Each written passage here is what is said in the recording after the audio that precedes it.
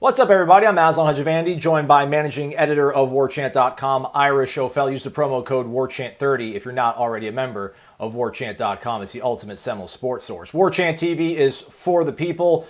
Lots of people watching us, obviously, from the comfort of home, Ira, due to the coronavirus pandemic, and nothing looks to be changing in the immediate future. So let's try to get people's minds off of at least that somewhat with sports. I know people probably watching this want to know what your thoughts are. Maybe my thoughts are on whether or not we're going to have a football season, but we're not going to talk about that. We're going to talk about, I guess, maybe some of the underlying issues in collegiate athletics that are maybe becoming a little bit more enhanced or a little bit more scrutinized now with the fact that there was a missing national tournament for women's and men's basketball, which is a big deal. Spring sports season with conference tournaments has kind of gone by the wayside. So right now, with the way things stand, I mean, collegiate athletics, we all thought was this thing you couldn't lose on it, right? Like everything was always going to keep going up on this steady trajectory. The TV contracts were going to get bigger, the coaching contracts were going to get bigger. Everything was going to work out fine. But even before this, there were some warning signs maybe that the economics of collegiate athletics, at least the model we've been used to, might be wobbling a little bit, to put it mildly. Yeah, I think if you talk to different people have different perspectives. I think FSU's own administration under Stan Wilcox was kind of the approach of just kind of keep growing and growing and growing. Whereas David Coburn, who's now the athletic director, has been in place for the last couple of years.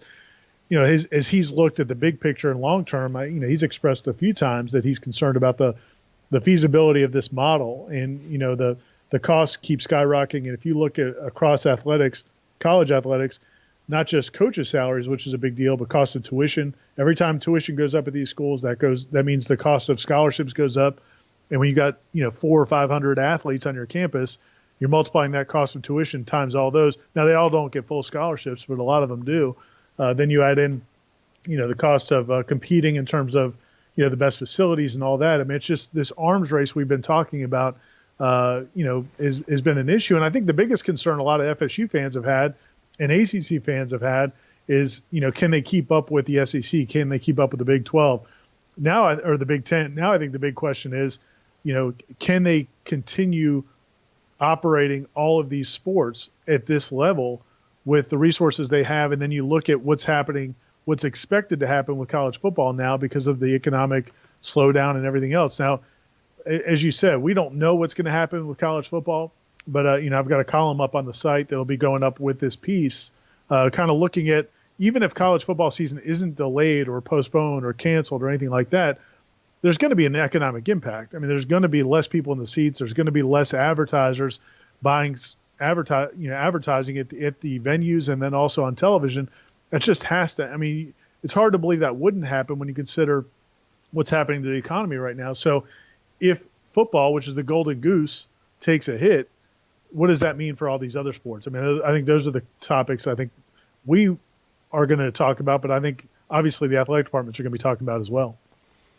Well, I think Iowa State has gone ahead and kind of made the move proactively to slash coaching salaries almost to the point where I think they're going to save somewhere around the $4 million mark because they're kind of already planning ahead. I mean, does that just kind of go ahead to show that it's not an ACC network shortfall, it's not an FSU problem, that this is going to be something that everybody's going to have to endure?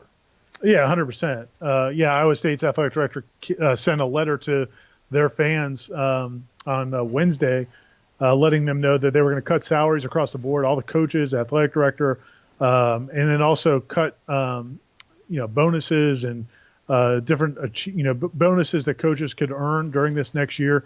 And as you said, it's going to save about $4 million, which it's a lot of money, but it's kind of a drop in the bucket overall when you look at these budgets. Florida State, and I'll have these numbers in that column, but Florida State's most recent financial filings from last summer, from that 2018-19 academic year, they already had overall, it was about a $12 million shortfall, $12 or $13 million difference between what their revenues were and their expenses. And, football made about $24 million, I believe. If you look at, the difference between what they spent versus what they brought in. but the rest of FSU sports, other than men's basketball, everything else loses money, and that's not uncommon. That is very common in college athletics. You've got, the swimmings, the track and fields, the volleyballs, the soccers, the softballs. They're not really seen as revenue generating sports, and that's it's accepted and it's fine. And part of it is, with Title IX, part of it is you've got a football program with 85 or scholarships that you need to provide opportunities for female students as well. So it's kind of expected that some of these other sports aren't going to make money, but the question is, how deep of a pool of sports do you provide, and how much resources do you provide them? Florida State, if you go back to when you were a student at Florida State in the early 2000s, that was really when Dave Hart made the big change to want Florida State to have comprehensive excellence. That was the phrase he used, and he wanted Florida State to invest in facilities, in all these other programs, and hire top-notch coaches, which they've done. They've gone now. They've won national championships in track and field. They won national championships in soccer and softball. They've been a perennial power in volleyball and swimming, and they're doing all these things, which is great, but it's expensive. And, you look at some other schools, like Clemson recently dropped all their swimming and diving programs the last few years. Some other other schools have as well. I'm not saying that Florida State needs to do that, but they're going to have to ask some tough questions, because if football, which drives everybody, drives the boat for everybody, well, you don't drive a boat, it steers the boat for everybody, if it brings in the revenue, and if football takes a big hit, which just seems like it's going to, I mean, whether or not if there's no season, now you're talking about a complete huge crisis. But even if there is a season, you have to assume there's going to be some fallout economically, and you wonder how it's going to affect these other sports. What, I guess, is the most glaring thing when you've gone and you've looked at these numbers, Ira, that, we'll pop some of them up. I mean, there's two different charts we'll show revenues, and then obviously expenses. And then to your point earlier, the expenses have outweighed the revenues, which means they're operating at a deficit to some degree. And looking at those numbers, or is there anything that kind of stands out? I mean, obviously, David Coburn's got an accounting background, so I'm sure he's scrutinized this quite well and knows where he can save and when. What stands out, I guess, when you look at Florida State's sort of athletic budget or their athletic books? Yeah, I mean, I think there's two things people need to think about if they look at these numbers. Number one is, I've never been a huge fan of this financial report, and this is this report is what USA Today uses every year when they put out their list every summer of the athletic departments that make the most money or that have the highest profits or deficits. The problem with this chart, the way it's done, and there's no perfect way to do it, is, from my understanding, is these revenues count all donations. So if to a sport. So, for example, if you're having a fundraising drive right now for your swimming program because you want to build a facility, that money that comes in for that purpose goes in under revenues, so some of the expenses are not necessarily the actual operating expenses for that year. So I'm not a huge fan of this report. It's not exactly an accounting of every dollar that comes in and every dollar that's spent. It's kind of it's a catch-all, so all athletic departments can kind of be compared and evaluated. But as far as things that stand out, I mean, I just think you look at the overall the depth of losses. What a school like FSU is spending to operate at a deficit in a lot of sports that aren't going to bring in any money. It makes you question. I mean, I think it's going to make in a perfect world, that's all fine, and everybody is happy with it. Florida State football is on top of the world, and they're bringing in 40, 50, 60, 70 million dollars, which some of these top performing football programs do, and Florida State will when they get back on top again. Then it's not a concern about these other sports. But when those revenues for football come down, you start making less of a profit there, and then you start looking at some of these sports that you're spending $2 or $3 million a year for a sport that nobody's really going to see. They're not spectator sports. They're sports that you want to provide those opportunities. You want to provide those programs. You want to feel like you've got a comprehensive program. But at the end of the day, you have to ask yourself, hey, if we have to make tough choices, where do we make the tough choices? Cutting football's budget, that's where the biggest ticket item is. Football, obviously. but at the same time, I don't know how many people would ever be willing to cut football when that's what pays for whatever else you have. Um, I think the other thing that people need to realize with these numbers is a lot of these numbers are fixed. A lot of these costs are fixed when it comes to athletics. So, for example, scholarship costs, those are fixed. Whatever the tuition, cost of room and board, meals, all that's fixed. You can't cut those expenses when you have a scholarship athlete. The money that they spend on facilities, the money that they spend on operations, going to games. There's a lot there. You can tweak things a little bit, but there's not major changes. So when it comes to making major changes in your budget, really, it's coaches' salaries and having the programs in general are really the only areas you can really cut. And again, so I'm not predicting that Florida State's going to do that, but I think programs across the country are going to have to ask that question. And then you get back into Title IX because you can't necessarily cut women's sports, because you have to provide those opportunities for females as well. Well, Corey's talked about it with you guys on Seminole Headlines. He's talked about it on the Wake Up Warchant podcast, just about this whole sports bubble, at least when it comes to coaching salaries. I think you're talking about maybe that's one of the things that'll have to be further looked at. But ultimately, what's realistic? You're not David Coburn, but if you could try to put yourself in his shoes, do you look at cutting an entire sports program? And not to get too dark here, there's a lot of people that are at home right now that are they got cabin fever, and they look at numbers in terms of cases and fatalities from this whole thing, and they're like, put their arms out. They don't think it's a big enough deal to shut down an entire economy. Is there a pall that falls over an athletic department if they go ahead and they're like, what, tennis done, we're over it? What are the ramifications, and how legitimate do you think it is to look at maybe cutting entire programs? I think there's two things going on. Number one is the short term. If there's a huge shortfall this year, either they shorten the season or fans don't go to the games or whatever it is, and they've had a big shortfall this season, Seminole boosters can kind of mitigate some of those problems. Florida State does have Seminole Boosters Incorporated. They've got a lot of assets beyond the donations they bring in every year. That's a big part of what they do. But Seminole Boosters through the years has built up a lot of assets. They built College Town. They've got properties that they own really throughout Tallahassee. They've got a lot of properties that they own. They did that recently. About a year ago, they liquidated some of their properties to help FSU, the athletics department, kind of offset their shortfall. So that's the first step. The short-term fix is really whatever happens financially this year and in the coming year or two. Seminole Boosters, I think, can offset most of that with liquidating assets.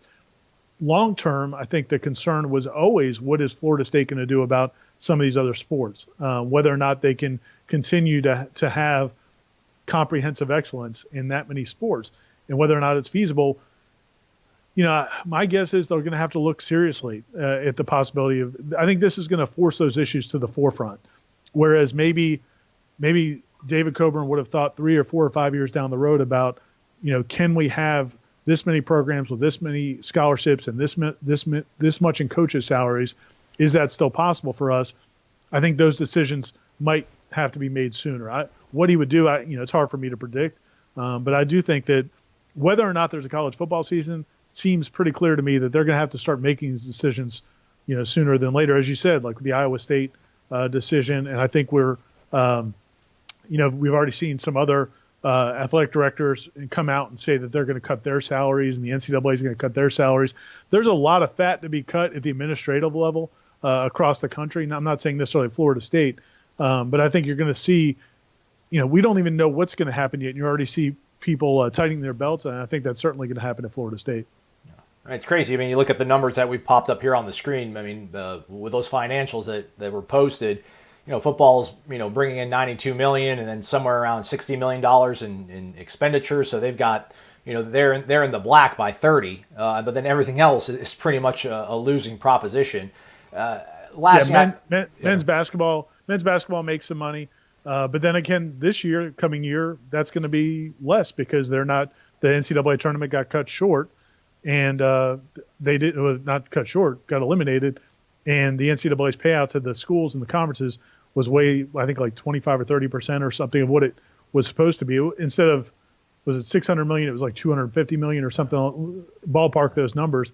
So Florida State men's basketball has been the only other moneymaker. And I don't know if that's going to be the case this year. Right. And I saw something from LSU. I think, yeah, men's basketball, football, and baseball, which they're big on down there. I think only, gained them. They were only up like $500,000 when it came to baseball. So, well, in those FSU numbers, you'll see FSU actually lost in the most recent year. FSU actually lost over $1 million in baseball. So it's some schools baseball, and I think generally speaking, what people say is football is going to make the most money. Men's basketball will make some money. Baseball, you want to break even maybe. If you can make a few dollars, great. But as in the case there, Florida State actually lost money. Now, Mike Martin Jr. makes less than Mike Martin Sr. did, so that would help. But baseball has not necessarily recently anyway been a moneymaker here. All right. Well, some tough decisions will have to be made, obviously, for the entire world, the country, and even college athletics. I mean, not to spin this. I don't know if you can spin this in a positive way, but I mean, for such a long time, Ira, it has felt untenable to continue to keep spending like every program in the nation has tried to over the last 3 or 4 years. A lot of that obviously is this network revenue that's coming up. But I mean, will college sports fundamentally change if there's a cap on coaching salaries or equal opportunity isn't presented to both genders? I mean. Also, on that too, not to spin too far off into the weeds, it's like, does Florida State, do they get, written up if they don't have equal, not Florida State specifically, but if any program doesn't have equal, representation or opportunity for male and female sports, or they lose funding from the government? How does that work in terms of if they have to look and make a case of like, hey, listen, we're just not making enough money doing this, and we want to offer an opportunity where we are a college and a university, and that's what we're supposed to be doing. But at the end of the day, it's just not feasible for us. Yeah, well, that wouldn't work. But there's a lot of leeway in the process. You can be underrepresented in Title IX. You can have you cannot be meeting the standards for a while as long as you show that you're making progress. And Florida State's been there in the past. Probably every college in the country, certainly every college in the country, has been at that point where they put in their reports. And it's supposed to be equitable based on what your student population is. So if your student population is heavy towards females, which Florida State traditionally has been, then you actually have to represent that with your the opportunities you afford athletes as well. So you actually have to have more opportunities in some cases for females than you do for males. And there's a lot of things the NCAA, the federal government, could do. If schools are you can't just say, sorry, we're not going to abide by that. They have to abide by it. As far as the other question about what can change, one thing I'm curious to see how coaches respond to this. And when I mean coaches, I mean the big time coaches, Mike Krzyzewski, Nick Saban, Dabo, Jimbo. I think, to me, and I'm sure you agree, the whole salary thing has always been about ego and about stature. It's those, they've had those things in their contracts with Stoops or Saban or whoever. I've got to be the highest paid coach in the country by $1, or if that coach gets a raise, I got to get a raise. And it's always about that. It's not. Does Jimbo Fisher need $7.5 million a year? And the guy drove a pickup truck to work every day. So I don't think it's about the money. It's always been about pride and respect. I think this is going to be a big opportunity now for these coaches to come out and say, look, we know this is going to be really hard times. Let's voluntarily take some cuts and maybe kind of reset the bar, for what, and Corey's always talked about having a cap on coaches' salaries. I don't know how realistic that is. I feel like it's probably not realistic at all, but I feel like here in this situation, it would be really good to see if some of these coaches would voluntarily step up and say, okay, this is ridiculous. These athletic programs aren't even operating right now. We can't even coach. There's going to be months and months and months where I'm not even with my team. It's obscene to be making $7 or $8 or $9 million. It's easy for me to say it's not my money, but you would like to see some of these coaches step up and voluntarily take pay cuts. The way you're saying pro athletes step up and pay salaries of the staff at the arenas and things like that. We're all going to be hurting here. It would be cool to see some of these coaches step up and show some leadership as well. Yeah, it's funny you said that. When I was in Alabama, I remember I think Saban got the raise that was going to put him at $11 million for one of the seasons. I have the quote pulled up now. I'm not going to read it out. People can see it on their screen or whatever. But I was Googling it and trying to find the quote because I thought he pretty much said, yeah, am I really worth $11 million? Probably not. But it's so funny because when you try to Google search that, everybody's talking about how Saban's worth more than that. Like he should be getting paid more than that. So, I mean, the fact that he's hearing that, reading that, you talk about ego. I do wonder how willing coaches would be to do that. But I think if they all look at it and think, yeah, we're not going to have a football season, or we're going to be putting, a lot of people in pain around us, what's not to take a $2-3 million, cut to help, alleviate the stress. But hey, it's not my money, so easy for me to say that. But do check out warchant.com. I already got a full write-up basically on this, a much more easily digestible thing than me rambling and asking you questions, I assume. No, yeah, that'll be up on the site, and we'll have a discussion on the message boards as well, where people can ask me questions. If you're a Warchant subscriber, you can ask me questions, and we can follow up and kind of have a dialogue about it. But this isn't going away. I mean, this was again, I think the main talking point here is this was a lot of people felt like these issues were facing athletics, college athletics, down the road, and I think all we've done now is it's just put it up to the forefront because of this crisis. Use the promo code WARCHANT30 for 30 free days of access to the Ultimate Seminole Sports Source if you're not already a member. He's Ira Schoffel. I'm Aslan. Thanks for watching, everybody. Stay connected to warchant.com.